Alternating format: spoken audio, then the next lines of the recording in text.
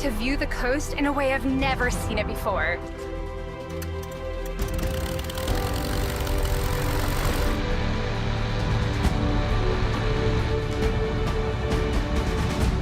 Look at this place. I understand why so many people choose to live near the coast. The view is unbelievable. But humans aren't the only ones who build cities. They may feel worlds apart, but underwater, a parallel and mysterious universe exists. They share our planet, and often our way of life.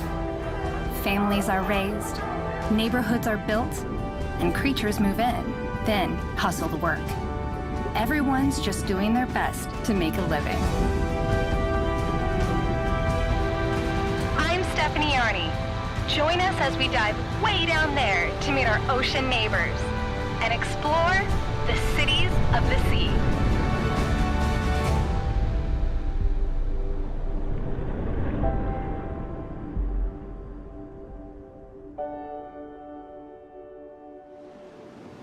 Along the coast of San Diego, impressive sandstone bluffs line the seashore.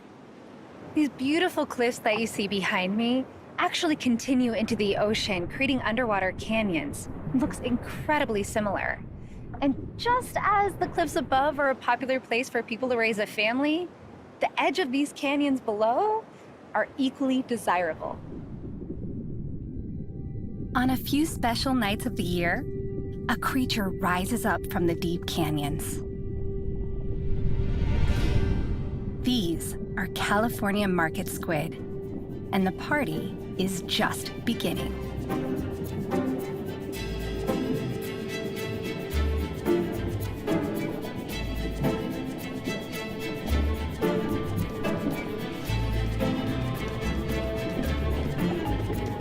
They've come together to mate, and when a male finds a female he likes, he latches onto her, flashing red tentacles to warn other males to back off.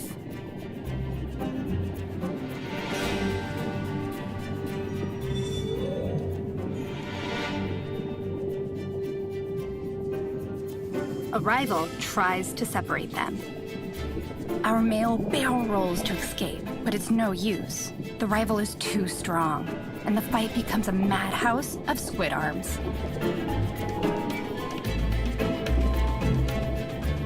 Together, they fall to the seafloor, and in a cloud of sand and a puff of ink, our couple manages to slip away.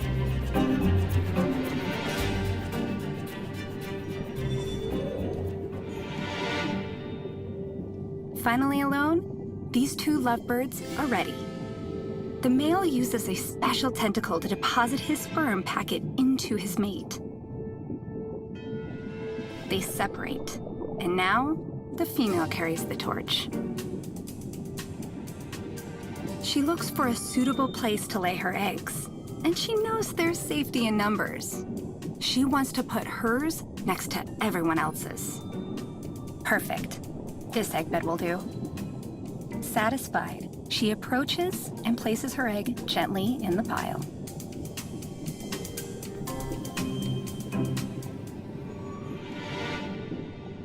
Squid lay their eggs on the sandy canyon floor. In this oxygen-rich water, the eggs take a few weeks to develop. If you look closely, you can see the baby squid in there.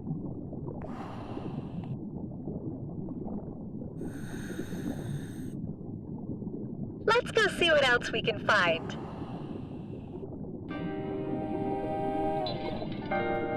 There's an underlying reason this edge is so desirable, and it's more than just the view. Teaming up with the wind, the marine cliffs of these canyon walls push nutrient-rich water upwards in a process called upwelling. Through upwelling, the canyon provides a flow of nourishing water to a wide variety of life.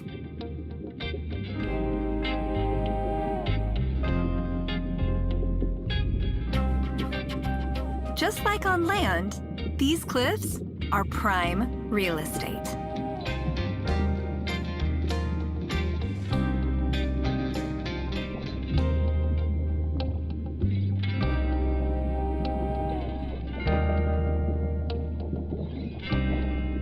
so many animals make their lives here. In the cracks, the ledges, the overhangs. An underwater city, if you will.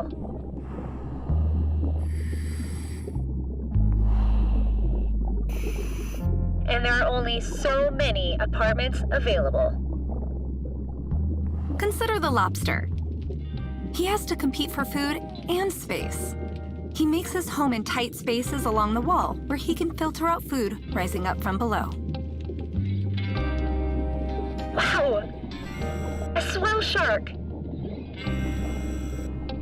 He's got a nice snug home. The tight spaces work for him, and when he's disturbed, he stays true to his name and swells to many times his size, safe in his little apartment. It was easy for me to find him. I have this light. Normally, it is so dark. How on earth does he find a friend down here?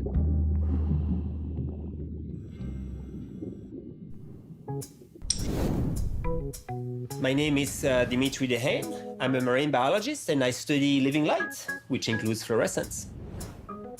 So animals can see things that we can't. As you go deeper in the ocean, all the colors are absorbed except blue. When you have blue and you want to look different than blue, then maybe use fluorescence.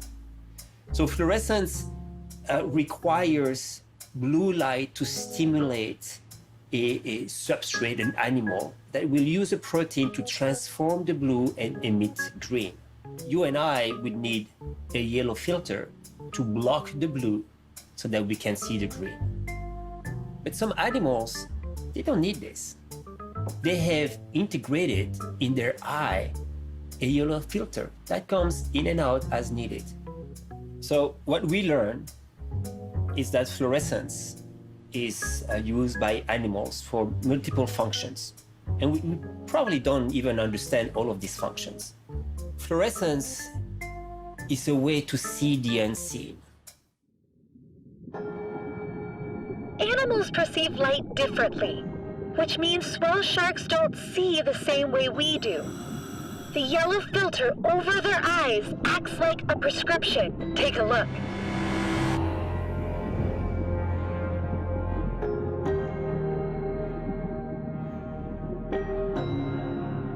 Through the eyes of a swell shark, suddenly it's easy to find your friends.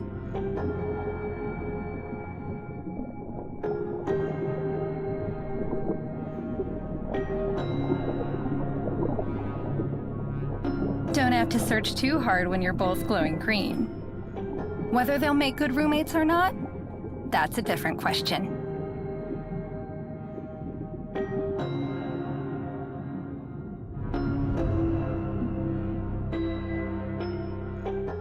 Offshore from the California mainland lie the Channel Islands, running from Santa Barbara to San Diego. Where the surf meets the coast, tired sea lions haul out for a rest. But the Channel Islands are more than sea lions and craggy rocks. Just below the surface, it's rush hour. All along the sea floor, creatures are seeking out space to make a home. From the sea hares who turn the color of algae they eat, or these brittle stars who can drop an arm to get away from a foe. Everyone is constantly hustling. This Navinax sea slug is hunting. His vision is poor, so he uses smell to find his prey. Thinking he's come up on a tasty meal, he strikes. But this Navinax has eyes a little too big for his stomach. And the disgruntled sea hare takes off running. Ah, now that looks better. A Hermesenda nudibranch, his favorite. Believe it or not, this is a thrilling chase. Once he locates dinner, he moves surprisingly fast. Not so sluggish, after all.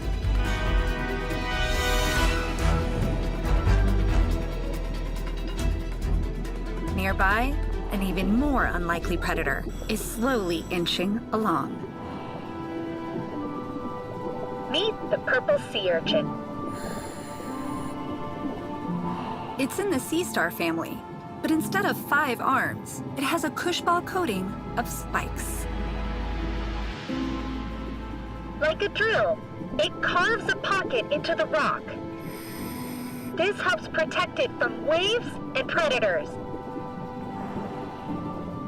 But when the urchin does venture out from its fortress, it's to feed. Urchin's favorite food is kelp, a fast-growing algae that is the foundation of the kelp forest ecosystem. And though they may not look particularly terrifying, left unchecked, the little urchins will take over. Normally, there aren't that many urchins, but we can affect the system. And if we fish too much, it gets out of balance. This used to be a kelp forest, but because the predators have been fished out, the urchins mowed it down like an all-you-can-eat buffet. We call it an urchin baron. But how could something so small have such a big impact?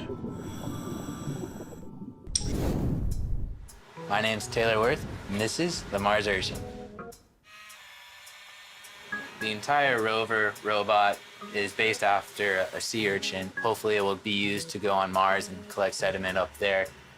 Aristotle's lantern is the name for the sea urchin jaw. From an engineering aspect, the urchin jaw is a really good sediment sampler because it has some ridges on the inside of each tooth that makes it about 25% stronger, overlapping teeth and pointed teeth that make it really good at collecting sand and grinding on rocks. So the cool thing about Aristotle's lantern is that it will actually move down while it's opening and pull back when it's closed, creating a very efficient grinding motion, just wearing away at anything. Our group took CT scans of Aristotle's lantern to create a 3D model of the urchin mouth, and from there we were able to visualize it better, move it around, and create our own design. This project was inspired from the sea urchin. So I could see future generations, kids now growing up, learning about the ocean, thinking of some pretty cool inspired designs from ocean creatures and anything else we have on this planet. Based on this project and Aristotle's lantern, we can see how the urchin could have a huge impact on its ecosystem and environment. Look, when predators are removed, urchins' little mouths can have a big impact. Thankfully, there's hope on the horizon.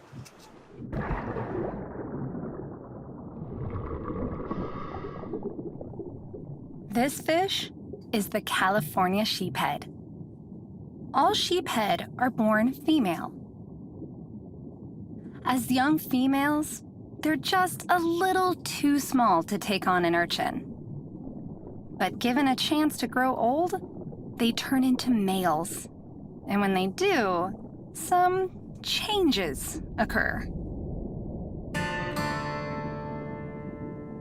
Now, he may not be the most handsome fish on the reef, but as he's grown, he's become kelp's favorite ally.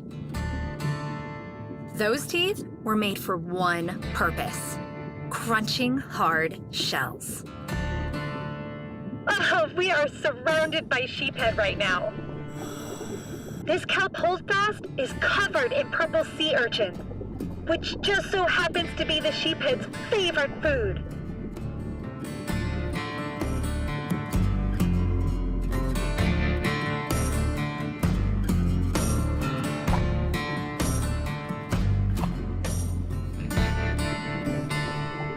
Wow! Did you see that? Those huge teeth might not look very attractive, but boy do they do the trick. He snatched it right after Holdfast. Not many animals can eat a spiny urchin whole.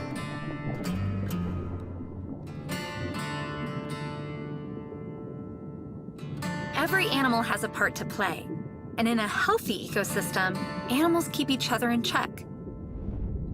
With less urchins to worry about, kelp grows freely towards the surface and creates a forest city.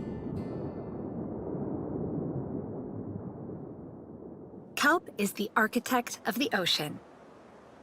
In good conditions, it can grow up to 80 feet tall, building large towers full of three-dimensional structure. Kind of like an underwater high-rise.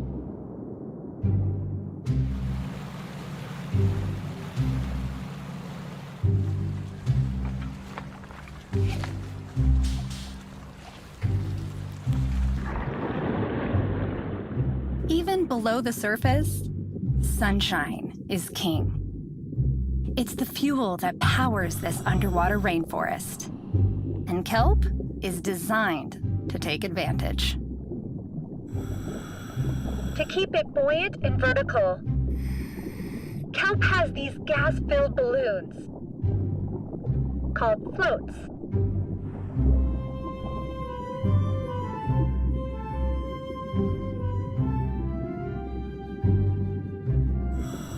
When the kelp reaches the surface, it creates an underwater ceiling, a golden kelp canopy.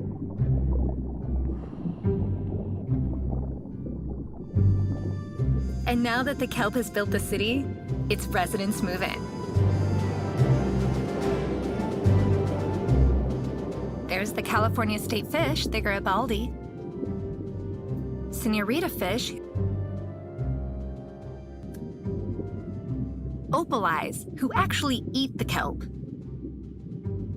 Norris's top snail, who seems to be ever climbing upwards, and commuting sea lions.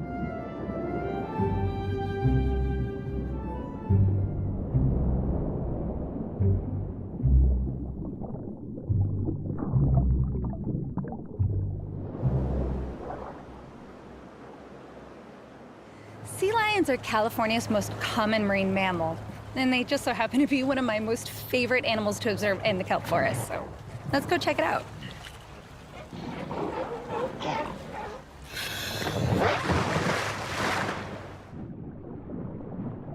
As juvenile sea lions, all they want to do is play. They're just as curious of me as I am of them. Hi! I've never really interacted this much with an ocean animal.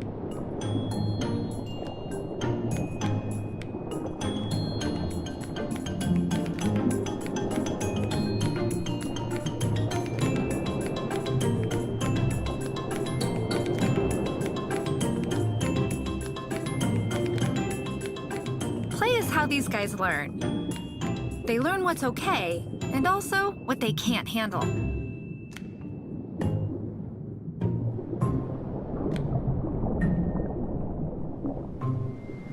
When the seas get too rough, the little sea lions have to scramble their way back home.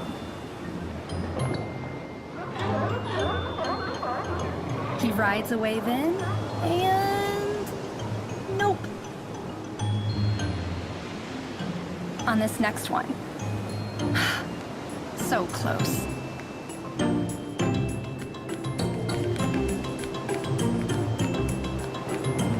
It's not all fun and games in the ocean.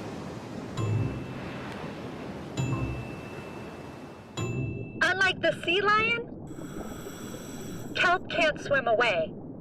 Instead, it has to survive here, anchored in the surge. During the winter months, the storms get bigger and the surge gets stronger. In such difficult living conditions, how does the kelp forest survive? My name's Emily Kelly, and I'm a marine biologist who studies seaweeds. So storms in the ocean can be really destructive, but for kelp, they do really well in stormy conditions because they're pretty elastic. So their stipe, which is the part that we would call a stem in a land plant, is really like a rubber band almost, where I could stretch it up and down. But at some point, kelp also end up getting ripped out by storm waters, and that's just when the conditions are so rough that they pry off the holdfast off the bottom.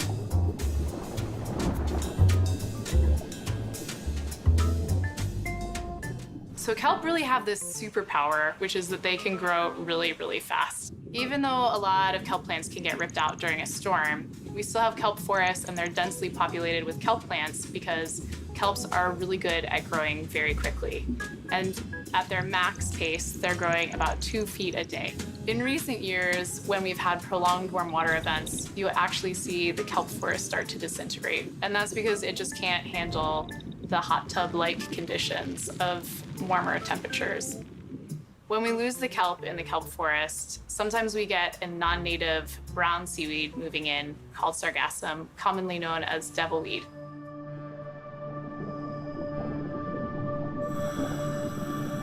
A few years ago, this was actually a thriving kelp forest.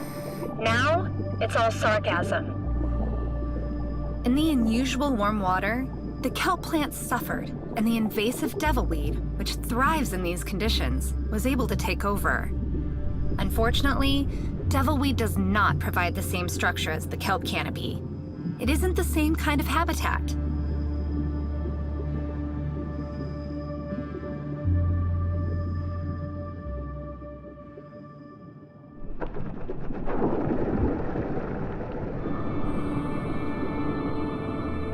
When the kelp forest is in balance, it's capable of building and maintaining a healthy and diverse community. But there are challenges to overcome. Ocean cities are impacted by their human neighbors, and if the seas continue to warm, this underwater rainforest may become a ghost town.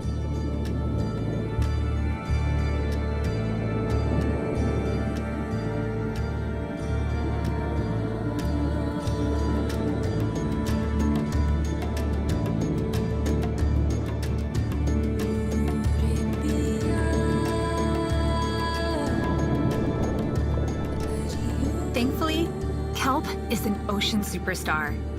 With a little help, it will continue to grow and provide a home for all of its inhabitants.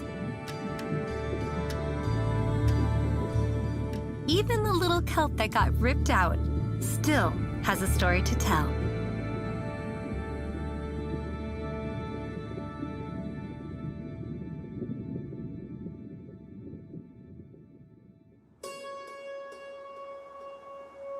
It's blue out here. Blue planet, blue sky, blue water. And though at first glance it may seem empty, you just have to know where to look.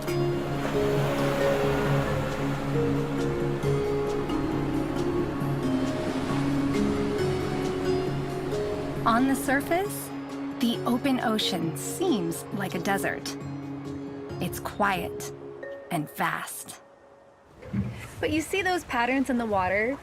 Those are wind lines and current slicks, and they paint the surface of the open ocean. They act a lot like a jet stream, concentrating ribbons of algae and plankton. Wind and currents are the dominant forces out here. And when two forces collide, it creates a hotspot of life.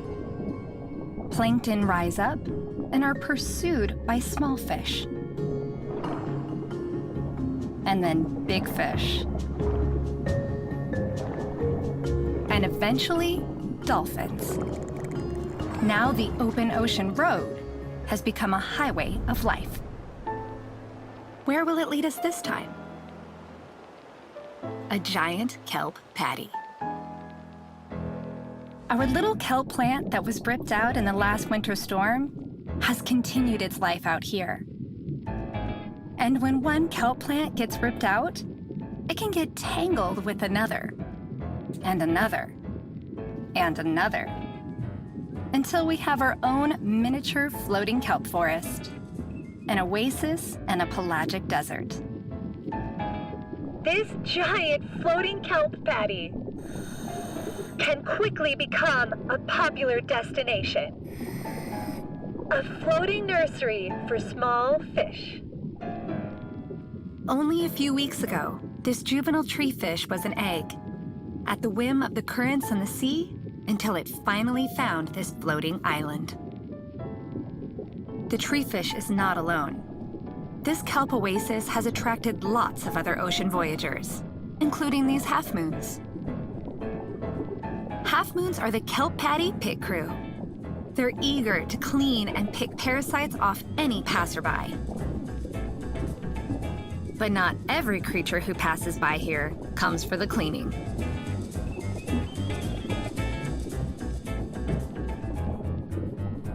How did that shark find the patty? How do sharks find food anyway? My name is Davi Kasev, and I'm an ecologist studying sharks here in San Diego. So you can imagine if there's a shark swimming around in the open ocean, and somewhere in the distance, a fish is bleeding because it's injured, and it's bleeding into the water. Well, it's going to take a while for the wind and the currents to move those little particles of blood across the water. And it's not until the shark can actually move in to a slit that includes some of those particles that it'll be able to smell that. And then it'll be able to cue in on that scent and move its way up that scent stream until it finds its target prey, which is that fish that it can eat. So when you're out there swimming and you're worried about sharks finding you, know that they have this elaborate system of senses that they can use to know that you're there and avoid you because they want less to do with you than you want to do with them. We're gonna use what we've learned and try to attract some beautiful blue sharks. Sounds pretty easy.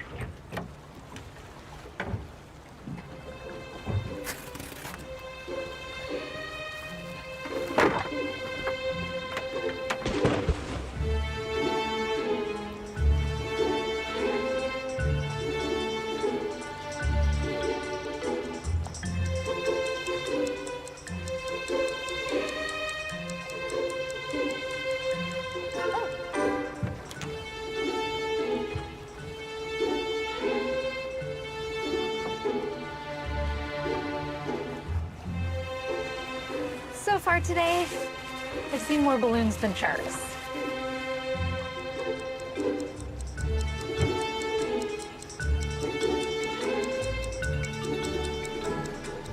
Oh yeah! We finally got one. I think it's safe to say that we don't have to be afraid of falling into sharky waters. It's been a few hours and we've just got our first blue shark. Let's get in. Blue sharks can travel further than any shark. And blues tagged in California have shown up in Hawaii. They do so by conserving their energy. Like a glider, they use their long pectoral fins, designed for stamina.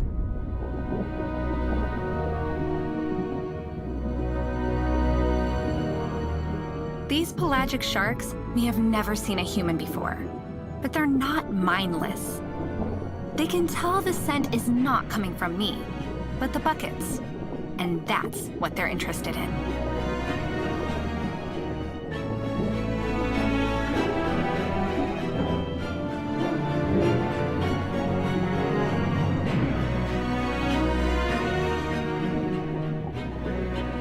Sharks are an extremely important part of the food chain. They help keep marine communities healthy. They're big predators, and so it's natural to be afraid of them. But we shouldn't let our fear devalue them. We need sharks in our oceans.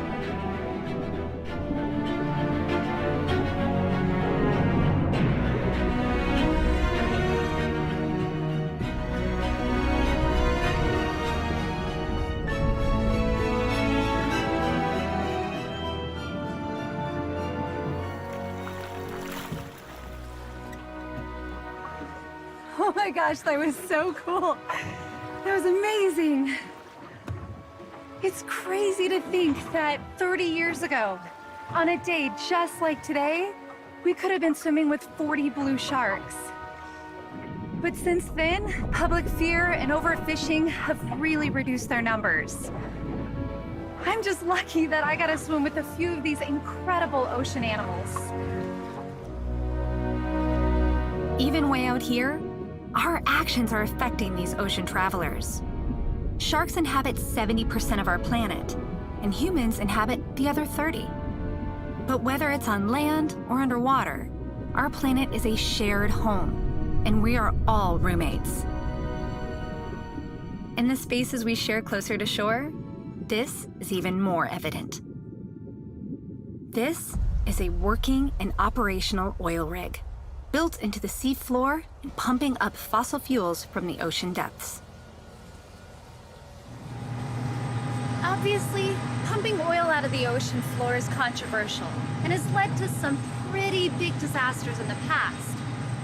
As a generalization, we could say that oil rigs are bad for the environment.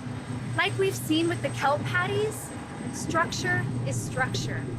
And the animals out here are just doing their best to survive. Ocean animals are resilient. These mussels are some of the toughest animals on the planet and can grow on almost anything. As creatures like mussels clear valuable surface area, eventually other animals follow suit. From strawberry anemones to brittle stars, and even large schools of juvenile fish. It's crazy, but as you can see, we've accidentally built an underwater ecosystem.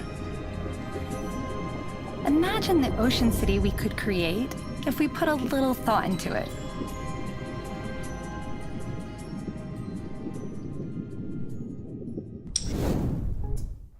My name is Samantha Murray. I have a law degree in environmental and natural resources law. So marine protected areas are like parks on land or wilderness areas. They're areas that you just set aside and leave them alone and let nature do exactly what it knows how to do. So say, for example, you wanted to protect rockfish. You would put a marine protected area, ideally a fully protected reserve, in some nice rocky habitat. And over time, fish inside would get bigger and older and have more and more babies. And eventually, these animals leave marine protected area boundaries and are caught either at the line or in other areas by fishermen. And that's good not only for fishermen, but also for coastal economies. So everybody wins. Designing and establishing marine protected areas is only part of the process. It's at least as important that you follow through and implement them once they exist. We've really worked together in California to make sure that what started as a community effort continues to be a team effort. What I like about marine protected areas is that it's a way to be proactive. So when I think about my children and when they grow up, and if they want to dive in a coral reef or see a polar bear or go fishing, I want them to be able to do that. And by setting aside some of these areas of the ocean today, I feel like we're investing in the future tomorrow. In Southern California, there are high-value areas, specific places humans want to live. Animals are the same way, and there are certain habitats that are prime for life.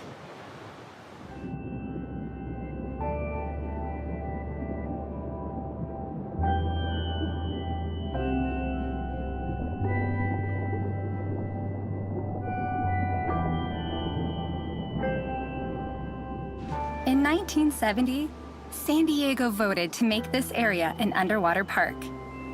In 2012, it was expanded and officially became a marine protected area.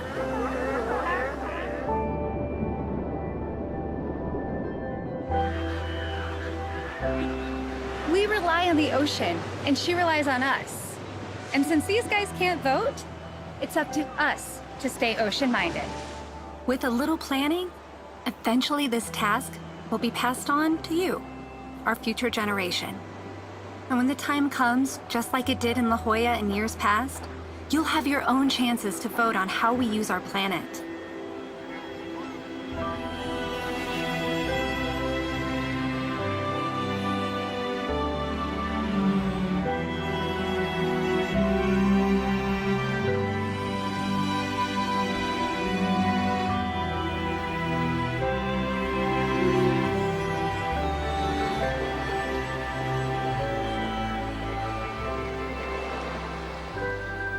Hopefully, you choose to work with our oceans, and together, build your own cities of the sea.